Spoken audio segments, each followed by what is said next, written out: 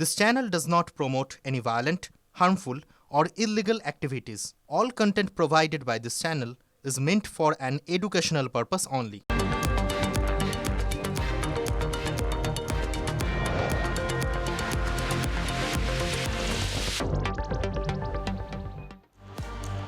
নমস্কার, শুরু করছি বেঙ্গল ব্রেকিং টিভি 9 বাংলায়। লিমা রয়েছে আপনাদের সঙ্গে, আমার সঙ্গে রয়েছে শুভজিৎ। লিমা, দর্শকদের একটা প্রশ্ন করি, আপনি কি জিওলজি পাস? না, প্রশ্নটা আসলে আপনাকে করছি না, যার কথা আপনাদেরকে বলবো তার উদ্দেশ্যে এই প্রশ্ন ছিল, বাড়ির বউ কি সব জিওলজি পাস? আর কত কি করেছে কে জানে, সে যতই জানুক আসলে তো বাকি শিডিউল কাস্ট। বিয়ে হয়েছে বটে, তা বলে কি যাতে উঠবে নাকি? অভিযোগ উঠতে বসতে এসব ফোঁটা দেওয়ার কথা তো ছিলই, সঙ্গে বাড়ির কিছু ছুতে পর্যন্ত দেওয়া হতো না। এই অপমান সইতে না পেরে মারাই গেলেন। না, জাতির দুর্ভাগ্য শেষ হয়নি, জাতপাতের হিংসা চলছেই, তাও আবার রাজা রামমোহনের ভিটের পাশেই। মেয়ে বলে অত্যাচার করতো, দুটি হাঁড়ি থেকে ভাত বলে বেড়েও খেতে দিত না মেয়েটাকে। ঠান্ডা মাথাতে তারা খুন করেছে।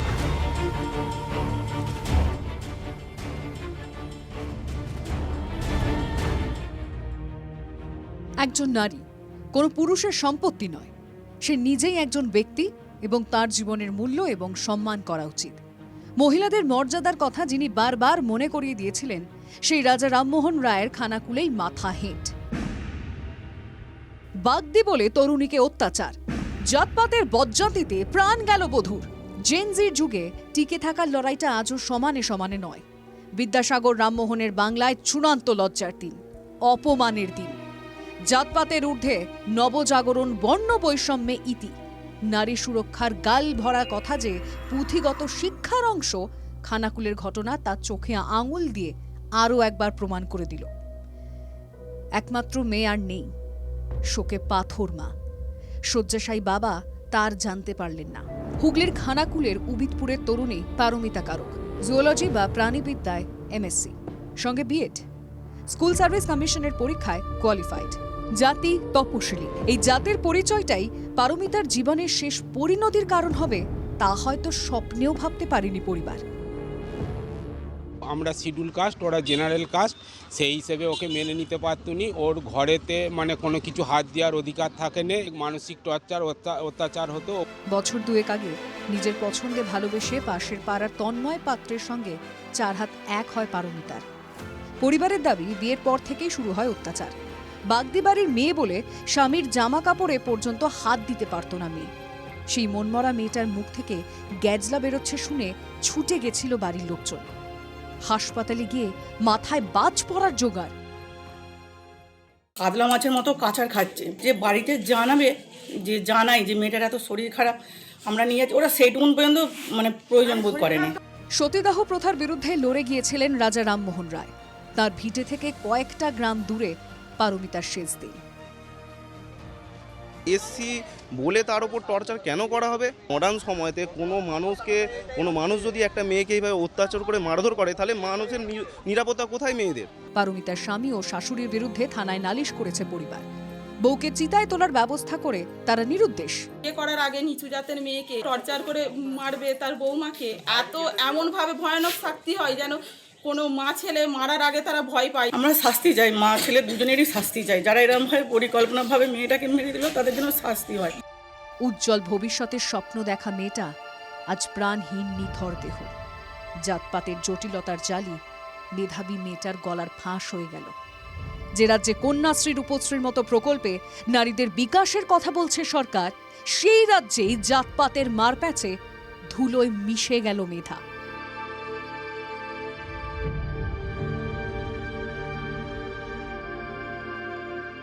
আরামবাগ থেকে তন্ময় বৈরাগীর রিপোর্ট, টিভি 9 বাংলা।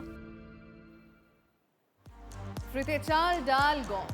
ভোটের প্রচারে রাজ্যে বা কেন্দ্রের শাসক দলের নেতারা বাজার গরম করে তুলছেন প্রকল্পের ফিরিস্তি শুনে। কিন্তু তাতে জনতার ভাতের হাড়ি গরম হচ্ছে কি? বালুরঘাট ও ধূপগুড়ির ছবি কিন্তু বলছে চাল ডালের জন্য আজও জনতাকে পথে নামতে হচ্ছে। দেখুন ছবিটা।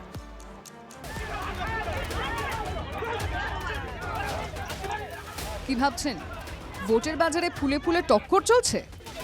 না না, এই লড়াই চালের। এ লড়াই ডালের। অভাবের ঘরে অন্ন চাই, প্রাণ চাই। আমরা গরিব মানুষ, কারণ আমাদের রেশনটা পাইলে তো আমরা খায় বাঁচতে পারবো। মানুষগুলো এতগুলো গরিব মানুষ আছে, গরিব মানুষকে দিলে তো গরিব মানুষগুলো একটু খেয়ে বাঁচতে পারবে। জনগণ আমরা চাচ্ছি আমাদের যে ন্যায্য পাওনা সেটা যদি আমরা পেতাম তাহলে আমরা দুটো ডাল ভাত খেয়ে আমাদের জীবিকাটা নির্বাহ হতো। বালুরঘাট পুরসভার 25 নম্বর ওয়ার্ডের সুকান্ত কলোনি এলাকা। অভিযোগ, রেশনে চাল, ডাল, গম কিচ্ছু দেওয়া হচ্ছে না, মিলছে শুধুই চিনি, ছোলা, ময়দা। মঙ্গলবার পরিস্থিতি বেশ গরম হয়ে উঠল। রেশন দোকানের কর্মীদের সঙ্গে সাধারণ মানুষের বেজায় বচসা, ধাক্কাধাক্কি। অভিযোগ, গত 6 মাস ধরে চলছে এই সমস্যা। বকেয়া স্লিপ ধরিয়ে দিচ্ছেন ডিলার। রেশন ডিলারের দাবি পণ্যে ঘাটতি। চাল গম সবই পাই, এখানে যখন মাল আসে তারপরেই আমি এখানে আসি। শুক্রবার দিন এসে তাই মাল দেবো, ওরা শুনছে না, ওরা বলছে যে না আজকে দিতে হবে। ভোটের আগে রেশন নিয়ে বিতর্ক। জেলার নেতারা নেমে পড়েছেন রাজনীতির ফসল ঘরে তুলতে। তৃণমূলের সব সন্ত্রাসীরা এই সমস্ত চাল, আটা, গম সাধারণ মানুষকে না দিয়ে এগুলা চোরাপথে অন্য অন্য জায়গায় সব পাঠিয়ে দিচ্ছে। অ্যালটেড চাল হয়ে থাকে, যদি না দিয়ে থাকে তাহলে এটা খুবই অন্যায়। সেক্ষেত্রে প্রশাসন বা আইন যে ব্যবস্থা নেবে, তৃণমূল তার সঙ্গে যুক্ত থাকবে। বালুরঘাটের মতো ধূপগুড়ির মাটিয়ালিতেও রেশনে বিতর্ক। এখানে অবশ্য রেশন মিলছে, সঙ্গে পোকামাকড় ফ্রি।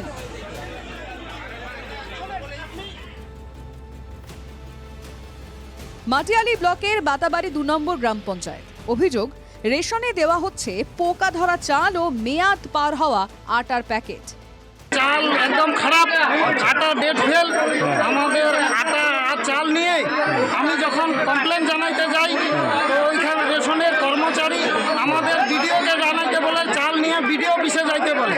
এই আটা চাল নিয়ে এতগুলো ফ্যামিলি এখানে চলে, 50% লোক চাল খায় রেশনে। জনতার বিক্ষোভ দেখে পঞ্চায়েত সমিতির সদস্য সভাপতি আসরে নামেন। নতুন রেশন দেওয়ার আশ্বাসের পর বিক্ষোভ ওঠে। মানুষের যে দাবিটা একদম যুক্তিগত। আমি নিজেই আটার প্যাকেট দেখলাম, ছবিও তুলে নিয়েছি। 16 তারিখের আটা 24 তারিখে দিচ্ছে, আর চালে প্রচুর পোকা। কেন্দ্র সরকার যে রেশন বরাদ্দ করেছে সেই রেশন তারা খোলা বাজারে বিক্রি করছে। এই রেশন চোরদের বিরুদ্ধে মানুষ আজকে রাস্তায় নামছে। 2 জেলার ক্ষেত্রেই খাদ্য সরবরাহ দফতর বিষয়টি খতিয়ে দেখার আশ্বাস দিয়েছে। রূপক সরকার ও রনি চৌধুরীর রিপোর্ট, TV9 বাংলা। আর এবার আপনাদেরকে নিয়ে যাব খোশবাগ গ্রামে। খোশবাগ মানে সুখের বাগান, কিন্তু সে পথে নামলে শুধুই দুঃখ। বাচ্চা ছেলে নিয়ে রাস্তায় যাওয়া যাবে না, মানে বাইকে নিয়ে গেলে সব সময় পড়ে গেলে অ্যাক্সিডেন্ট হয়ে যাবে। এ রাস্তায় বেরোলে অঘটন হতেই পারে। বাইক নিয়ে বেরোনো সাহস পান না মানুষগুলো, আর গাড়ি বের করলে এমন দশা হয়। কোনোদিন ট্রাক্টর উল্টে পড়ে, কোনোদিন অন্য কোনো গাড়ি। বাঁকুড়ার ইন্দাসের খোশবাগ থেকে বালশি যাওয়ার রাস্তা দেখলে বোঝা মুশকিল এখানে কোনোদিন পিচ পড়েছিল। এখন রাস্তা জুড়ে এবড়ো খেবড়ো পাথর, মাঝে মধ্যে তাও উঠে গিয়ে তৈরি হয়েছে গর্ত। 14 কিলোমিটার রাস্তা যেন মরণ ফাঁদ। খোশবাগ থেকে বালিশ অবধি প্রতিদিন ডেলি অ্যাক্সিডেন্ট হচ্ছে। প্রশাসন বলো, কোনো পার্টি বলো, কোনো পার্টি রাস্তার জন্য কোনো দেখাশোনা করছে না। শুকনো সময় এই অবস্থা, বর্ষায় তাহলে ভাবুন কি হাল হয়। পড়ুয়াদের যাতায়াত বা রোগীকে হাসপাতালে নিয়ে যাওয়া, কিংবা কৃষকদের ফসল বাজারে নিয়ে যাওয়া, রোজ কয়েক হাজার মানুষকে যন্ত্রণা ভুগতে হয়। এমনকি পেশেন্ট নিয়ে যেতে অসুবিধা হয়, এমনকি আমিও নিজে নিয়ে যাই পেশেন্ট, ওই পাত্রসার হয়ে ঘুরে নিয়ে যেতে হয়, খুবই প্রবলেম হয়। সম্প্রতি বাংলায় এসে বঙ্গ বিজেপি নেতাদের উদ্বুদ্ধ করেন শীর্ষ নেতারা। তাদের বার্তা ছিল, কোনো এলাকার মানুষ যদি উন্নয়নমূলক কিছু দাবি করেন, সমস্যার কথা বলেন, তাহলে নির্দিষ্ট সময়সীমা বেঁধে দিয়ে বলুন, বিজেপির সরকার করে দেবে। ইন্দাসের সমস্যা নিয়ে কার্যত তারই প্রতিধ্বনি বিজেপির বিধায়কের গলায়। পাল্টা সুর চড়িয়েছে তৃণমূল সরকারের 36 মাসে বছর আর 2-2.5 মাস আছে। যা মিথ্যা প্রতিশ্রুতি ধাপ্পা ছাপ্পা দিচ্ছে দিয়ে নেই, বাস বিজেপি সরকার আসবে, নতুন রাস্তা তৈরি হবে। এখানে বিধায়ক বিজেপির, লোকসভার এমপি বিজেপির, তারা কি করছেন? তারা রাস্তা করেননি কেন? তারা সামনে ভোট এসছে তাই নাটক করছে। ইন্দাসের গ্রামে পথশ্রীর নিরুদ্দেশ, খোঁজ নেই প্রশাসনেরও। গ্রামবাসীদের আক্ষেপ, ভোটের আগে উদয় হবে অনেকে, তখন তাঁরাও বুঝিয়ে দেবেন। বাঁকুড়া থেকে হীরক মুখোপাধ্যায়ের রিপোর্ট, TV9 বাংলা। বাংলায় দুর্নীতির বাস সর্বত্র, যেমন ধরুন আবাস, মাথার উপর পাকা ছাদ, গরিব মানুষগুলোর জন্য আশ্রয়, এতেও এত দুর্নীতি। এবার হাওড়ার জগৎবল্লভপুরে আবাসের টাকার কেমন সদ্ব্যবহার হচ্ছে দেখুন তো।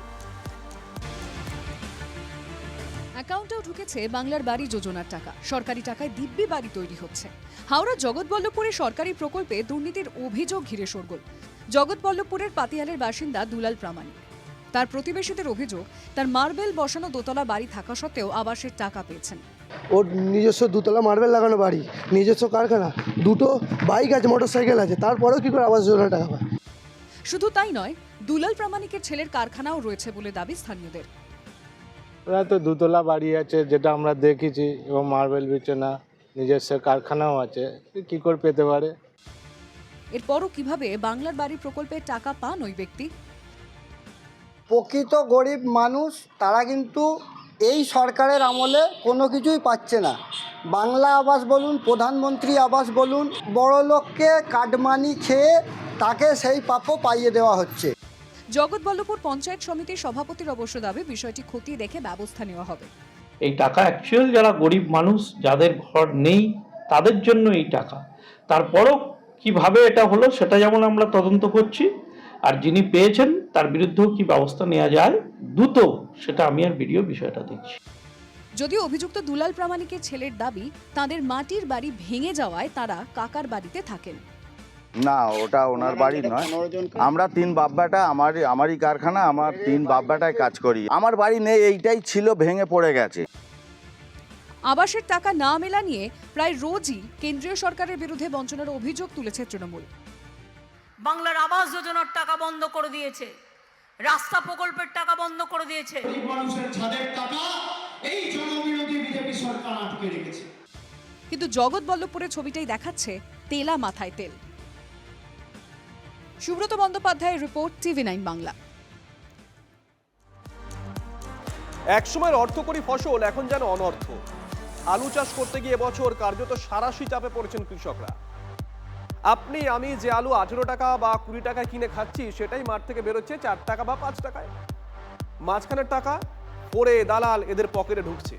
চাষের দামটুকুও না পেয়ে ফুসছেন আলুগোলা আরামবাগের কৃষকরা। লাভ বলতে কিছু না, ঘুরে লস। এ যেন ত্রিফল আক্রমণ। প্রথমেই আলু ভিন রাজ্যে রফতানি বন্ধ করে দেওয়া, এদিকে হিমঘরের শেডে এখনো জমে পুরনো আলু, তার মধ্যেই ঢুকছে নতুন আলু। এত আলু বিক্রি হবে কোথায়? দামই যে মিলছে না। রাস্তায় লাট হয়ে পড়ে আলুর বস্তা। তিতিবিরক্ত হয়ে হুগলির খানাকুলের আলু চাষিরা এবার পথে নামলেন। সঙ্গে জুড়ে গেল রাজনীতিও। চাষি থাকবে না বলা যেতে পারে, আমাদের বাবাদের জমি আছে বলে আমরা করছি, তবে এরপর দেখতে পাইনি যে কেউ চাষে নামছে। ভারতবর্ষ যে কৃষি প্রধান দেশ, মানে আমরা আস্তে আস্তে ভুলে যাব।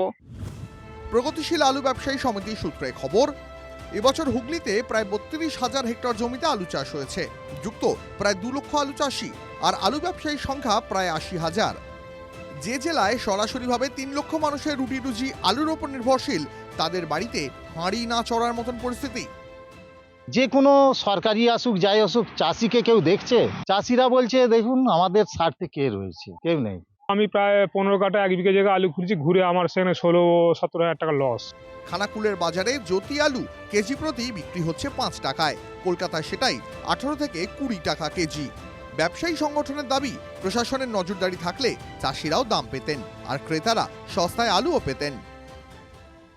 আমাদের বক্তব্য এই ডিফারেন্সটা একটু লক্ষ্য রাখা উচিত দপ্তরে। কৃষকের দাম যেটা পায় তার থেকে বর্তমান বাজারে যেহেতু স্টোর খোলে নেই, সেহেতু 4-5 টাকা ডিফারেন্স হওয়া উচিত। চাষিদের দাবি, বিঘে পিছু 15,000 টাকার ক্ষতি হচ্ছে। তাদের পাশে দাঁড়িয়ে তৃণমূলকে নিশানা করেছে বিজেপি। এই সরকারের যে অপদার্থতা, এই অপদার্থতার কারণে আজকে চাষিরা সব দিক থেকে বঞ্চিত, অভাবী আলু বিক্রি করছে, যার জন্য আজকে চাষিদের স্বার্থে আমরা রাস্তায় নেমেছি। বিজেপি দল যখন ক্ষমতায় থাকেনি কেন্দ্রে, পেঁয়াজ আলু রাস্তায় ফেলে বিক্ষোভ দেখিয়েছিলেন। আজকে সেই ভারতবর্ষের কৃষক এই বিজেপির বিরুদ্ধে আন্দোলন করছে, তারও নমুনা আছে। রাজ্যে ভালো মানের আলু চাষের জন্য আরামবাগ সহ হুগলির একটা বড় অংশের নাম ডাক আছে। চাষিরা বলছেন, এখনই ব্যবস্থা না নিলে চরম কোনো সিদ্ধান্ত নিতে হবে। প্রশাসনের কানে কি সেই বার্তা পৌঁছেছে? আরামবাগ থেকে তন্ময় বৈরাগীর রিপোর্ট, TV9 বাংলা। বাংলাদেশের সন্দেহে বেঙ্গালুরু পুলিশের হাতে গ্রেফতার 18। ধৃতদের মধ্যে বেশ কয়েকজন মহিলা ও শিশু রয়েছে। ধৃতরা বেঙ্গালুরুতে পরিযায়ী শ্রমিকের কাজ করত। গতিবিধি সন্দেহজনক হওয়ায় তাদের আটক করা হয়। জিজ্ঞাসাবাদে জানা যায় ধৃতরা বাংলাদেশি নাগরিক। ধৃতদের বেঙ্গালুরু হাওড়া দুরন্ত এক্সপ্রেসে হাওড়া স্টেশনে নিয়ে এসেছে বেঙ্গালুরু পুলিশ। সূত্রের খবর, ধৃতদের বাংলাদেশে ফেরত পাঠানো হবে। বাংলাদেশি সন্দেহে বেঙ্গালুরু পুলিশের হাতে গ্রেফতার 18। ধৃতদের মধ্যে বেশ কয়েকজন মহিলা এবং শিশুও রয়েছে। ধৃতরা বেঙ্গালুরুতে পরিযায়ী শ্রমিকের কাজ করতেন। গতিবিধি সন্দেহজনক হওয়ায় তাদেরকে আটক করা হয়। পরে জিজ্ঞাসাবাদে জানা যায় যে তারা বাংলাদেশি নাগরিক। ধৃতদের বেঙ্গালুরু হাওড়া দুরন্ত এক্সপ্রেসে হাওড়া স্টেশন নিয়ে আসে বেঙ্গালুরু পুলিশ। তাদের বাংলাদেশে পাঠানো হবে বলে খবর। দেখুন, ভোটের এখনো বেশ কয়েকদিন বাকি রয়েছে। শুভজিৎ, খেয়াল করো, ভোটের দিন ঘোষণা হয়নি, কিন্তু তার আগে দেওয়াল লিখন কিন্তু শুরু হয়ে গেছে। মানে আর কেউ বোধহয় অপেক্ষা করতেই রাজি নয়। দেওয়াল লিখন, পোস্টার কি না হচ্ছে, স্লোগান যুদ্ধে যুযুধান তৃণমূল এবং বিজেপি। এ বলে আমাকে দেখ, তো বলে আমাকে। এবার দেওয়াল লিখনে সরাসরি বদলার হুঙ্কার।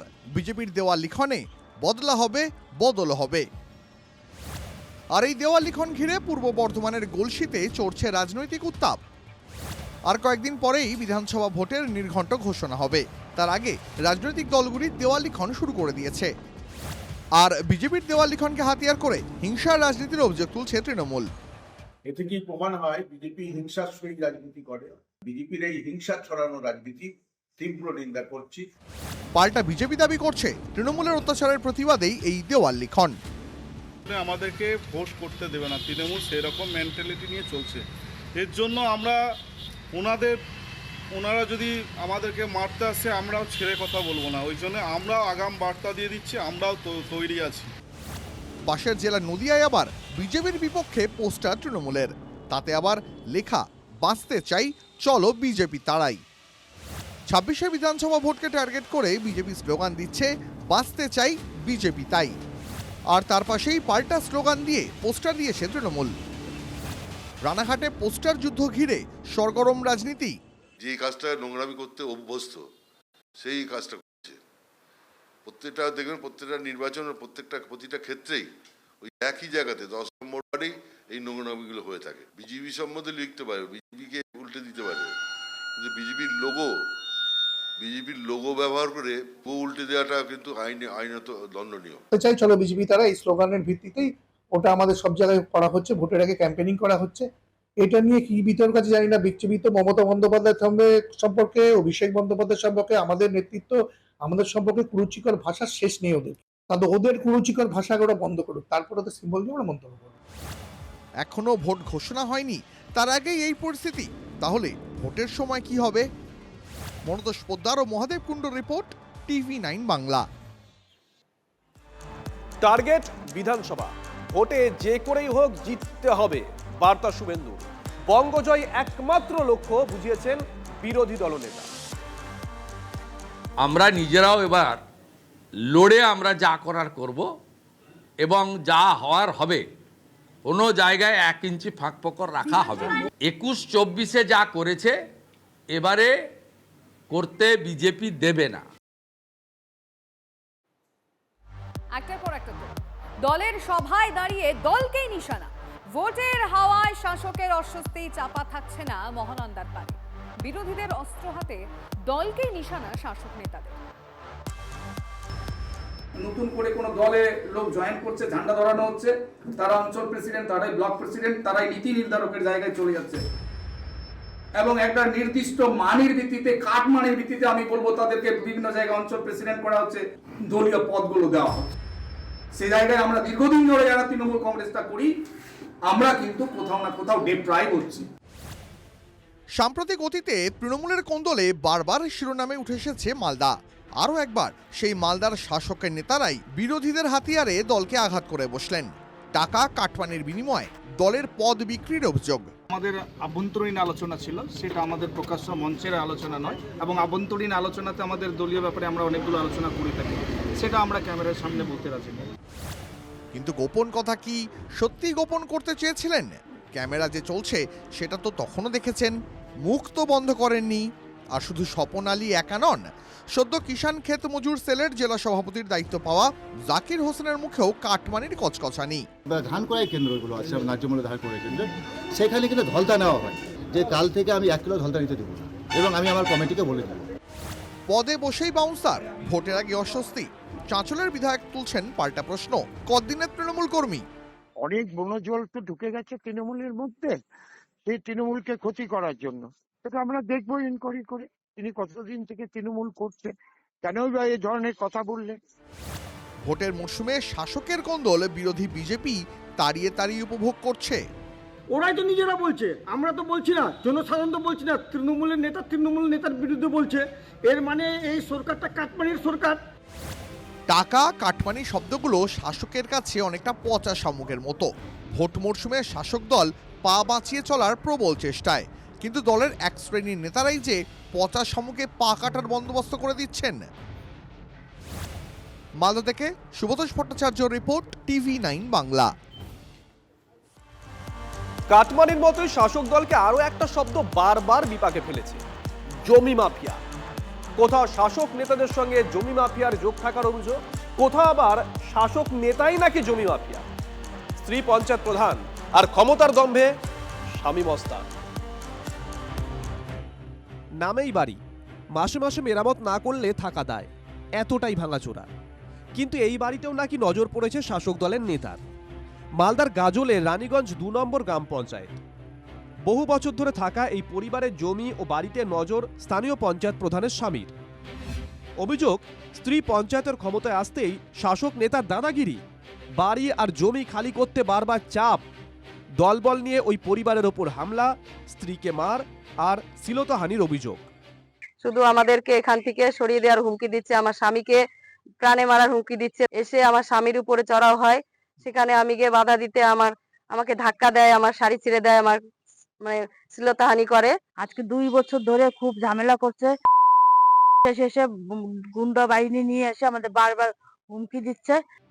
নিজের বিরুদ্ধে ওঠা সব অভিযোগ অস্বীকার করেছেন তৃণমূলের পঞ্চায়েত প্রধানের স্বামী। গাজলের বিজেপি বিধায়কের অভিযোগ, এরা আগেও একটি পরিবারের জমি বাড়ি জবরদখলের চেষ্টা করে। প্রথম ঘটনা নয়, এরকম ঘটনা এর আগেও আমার কাছে এসেছে এবং স্থানীয় অপর একজন মহিলা তিনি আমার কাছে অভিযোগ করেছেন। পাল্টা ডিফেন্স সাজাতে ব্যস্ত শাসক পক্ষ। আমরা ইতিমধ্যে খোঁজ নিয়ে দেখেছি, এখানে এই গন্ডগোলটা সম্পূর্ণভাবে একটা শরিকি বিবাদ। 2 ভাইয়ের মধ্যে গন্ডগোল, কে কার জমি সেটা নিয়ে গন্ডগোল এবং ঘর করা নিয়ে সমস্যা। একটা গন্ডগোল হয়েছে এবং কমপ্লেন লঞ্চ হয়েছে, পুলিশ এনকোয়ারি স্টার্ট করেছে, যে অপরাধী সে সাজাপ্রাপ্ত হবে। বড় নেতারা ব্যস্ত জেলায় কোন দলের কাঁটা উপরে ফেলতে, সেই সুযোগে ছোট নেতারা কি নিচু স্তরে দাপিয়ে বেড়াচ্ছে? পুলিশে অভিযোগ দায়ের হয়েছে। মালদা থেকে সুব্রত ভট্টাচার্যের রিপোর্ট, TV9 বাংলা।